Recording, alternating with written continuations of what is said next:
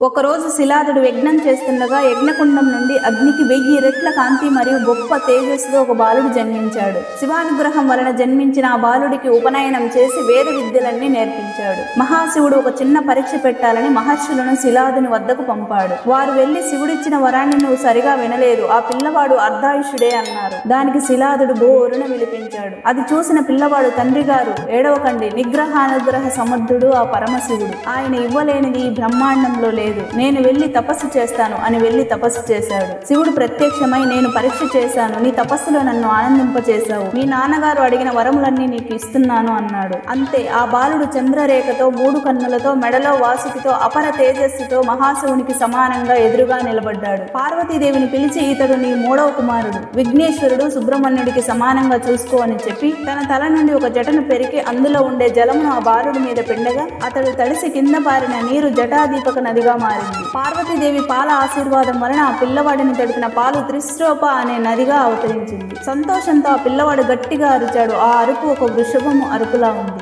ఆ ధ్వనిలో నుండి నీటి ధార వచ్చి ఆ ధార వృషభధ్వని నదిగా మారింది. అలా శివానుగ్రహం వలన 5 నదులు పుట్టాయి. వాటినే పంచనదులు అంటారు.